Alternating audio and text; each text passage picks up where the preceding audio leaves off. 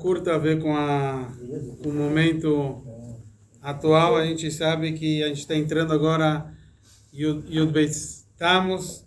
Normalmente falam o Ayom Yom depois, mas gostaria de compartilhar o Ayom Yom de Yud Beis Tammuz, de hoje à noite, onde ele já começa falando para a gente que não se recita Tachanun. Então, quer dizer, é uma data, a gente agora já em Minche já não recitou Tachanun, a gente vai continuar não recitando Tachanun Yud Beis, Yud Gimel Tammuz, essas duas próximas datas.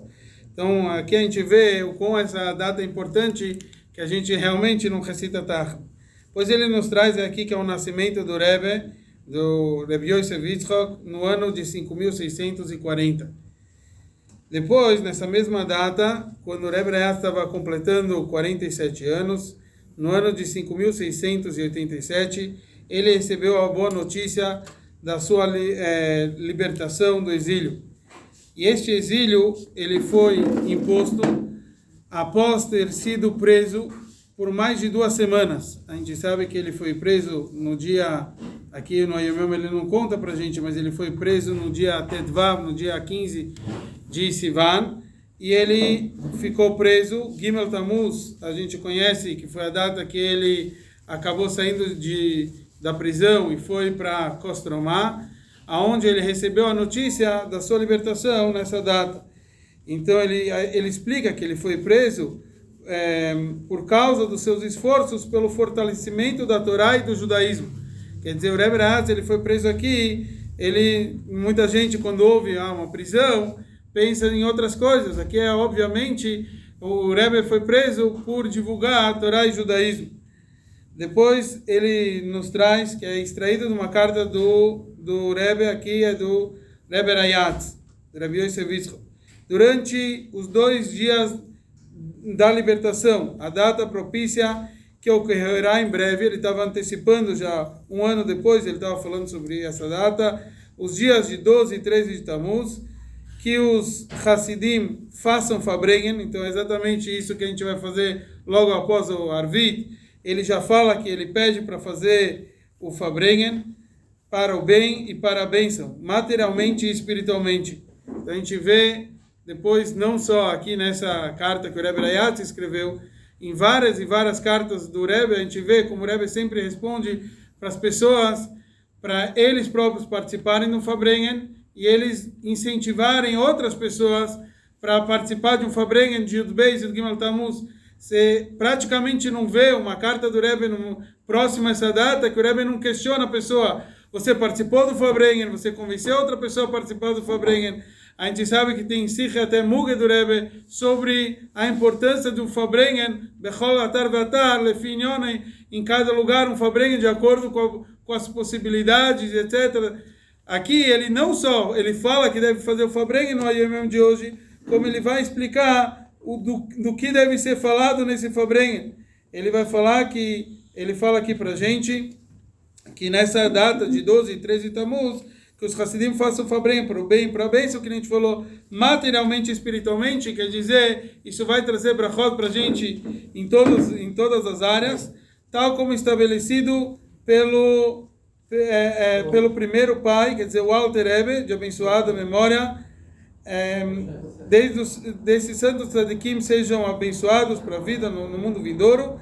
Ele fala que sua alma descansa nas sublimes alturas. Depois ele fala que seu mérito nos proteja. E ele fala que neste Farbrengen os Hasidim deverão conversar entre si com espírito fraterno. Quer dizer, cada um vai conversar um com o outro, incentivando uns aos outros.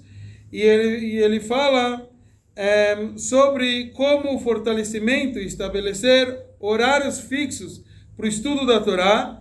E daí ele fala, envio a minha bênção para que Hashem lhe favoreça tanto materialmente quanto espiritualmente. Aqui a gente vê como o Rebbe pediu. Então o Rebbe Rayatz, ele estava falando para que nesse Farbrengen seja dito como a gente deve estabelecer tempos fixos para estudar Torá. E obviamente a gente sabe que numa data como essa a gente vai fortalecer não só o estudo geral da Torá, como em específico o estudo da Hassidut. E como a gente sabe que o Rebbe Rayatz incentivou o estudo do Ritas, então, obviamente, todo mundo já faz Ritas, que nem a gente já falou Nas cartas do Rebbe a gente não vê praticamente uma carta, que não só lembra a gente nessas épocas de Yud Beis Tammuz, mas como em geral, nenhuma carta a gente vê que o Rebbe não incentiva o estudo do Ritas. A gente vê, como sempre, o Rebbe está perguntando, já faz o estudo do Ritas, e para fortificar o estudo do Ritas, então que cada um possa acrescentar nesse estudo, isso já é uma das coisas do Farbrengen que a gente tem que fortificar numa data como essa. É interessante ver que todo o conceito dessa data, em resumo, o que essa data nos ensina? Nos ensina que não importa o nível do obstáculo, a gente sempre vai conseguir prevalecer se a gente está com a vontade, com aquilo que realmente Hashem quer de nós.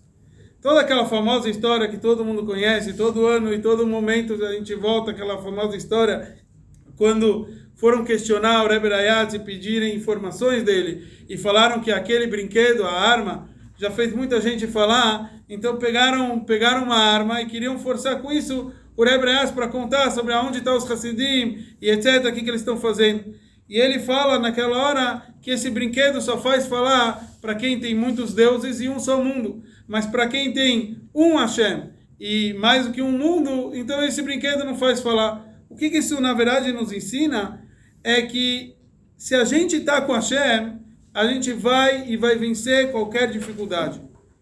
E esse conceito, na verdade, nos ajuda a vencer qualquer dificuldade na nossa vida. Cada um enfrenta alguma dificuldade na vida dele. Cada um tem sua dificuldade. E a gente vê como a gente consegue vencer qualquer dificuldade. Essa é a data da vitória, da libertação. Do Rebbe Rayatz mostrou que todos nós conseguimos. É isso que o Rebbe Rayatz queria de todos nós. Realmente, estudar a Torá nem sempre é fácil. A gente sabe que tem o Yetzer Hara querendo combater isso. Então, essa data, quando a gente vai sentar no Farbrengen, a gente vai ver forças e fórmulas de como vencer isso, e a gente já vê, a primeira coisa é, acreditando em Hashem, a gente sempre consegue vencer qualquer inimigo que nos pode aparecer na nossa frente. Hoje em dia, a gente já vê como a Rússia não escuta nada em ninguém. Então, se a gente vê hoje em dia, você pode imaginar, 95 anos atrás, como foi na época, quem iria escutar o quê? Mas o Rebbe Rayatz, ele não abaixou essa coragem, e ele mostrou para todos nós que isso era possível. Muitos Hassidim ainda continuavam presos. Quer dizer, essa data, o Rebbe saiu da prisão, mas muitos Hassidim continuaram presos, e etc. Muitos Hassidim continuaram sofrendo bastante. Mas nessa data já deu para a gente o gosto do que significa confiar em Hashem, e que nem a gente falou, a gente vai vencer qualquer dificuldade. Estava ouvindo uma história, se eu não me engano, era com o líder da Hassidut de Kloisenburg, que ele estava doente, e o Rebbe pediu, tinha muitas vezes no Farbrengen do Rebbe, a gente vê uma pessoa que o sobrenome era Abu Hatzira, ele assobiava ali atrás, etc., e ele era médico, tanto medicina convencional e outros tipos de medicinas, etc., e o Rebbe pediu para ele ir até o líder da Hassidut de Kloisenburg e falar para ele que ele está bem. Que o Rebbe pediu para avisar ele que ele está bem.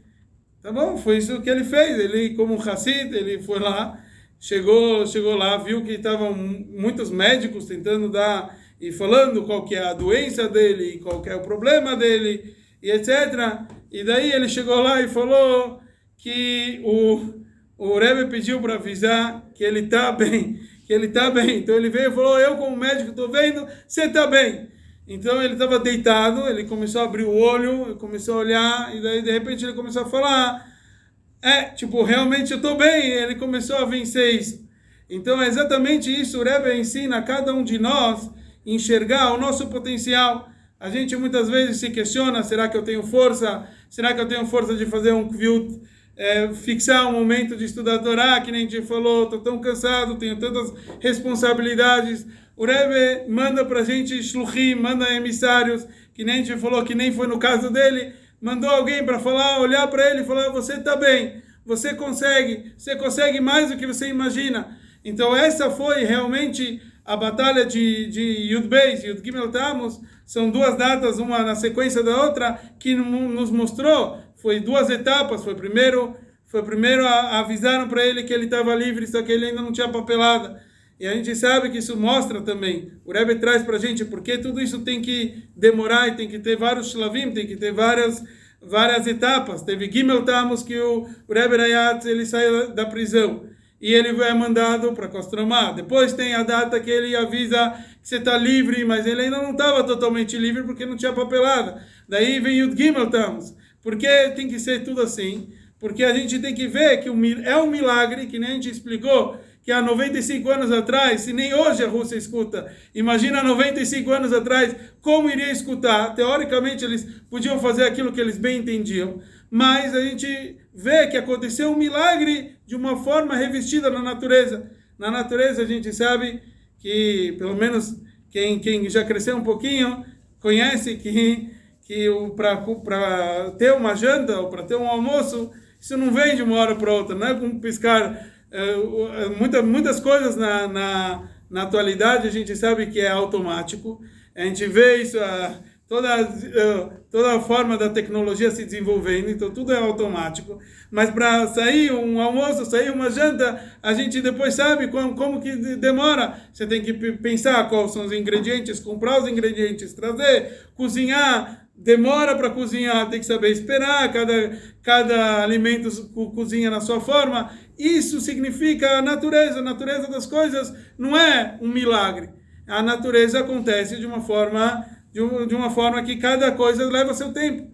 Então é um milagre, é um sobrenatural total, mas era para transformar a natureza. E para transformar a natureza e trazer um milagre sobrenatural, tinha que passar pelas regras da naturalidade, ou seja, tinha que demorar o tempo que fosse mostrando como se tudo isso fosse natural, para transformar até a natureza, até o tempo que leva, isso também tinha que mostrar essa transformação.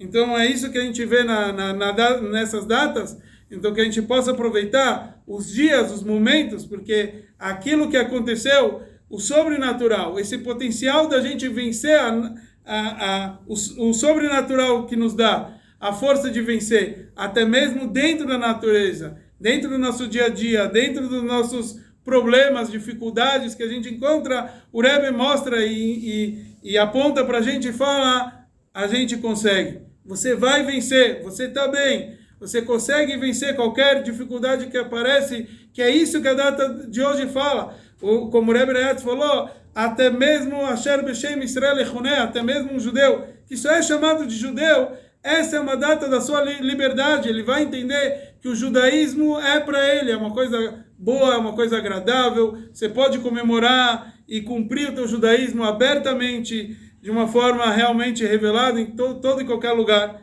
Cada vez mais que o mundo passa, a gente começa a reconhecer isso.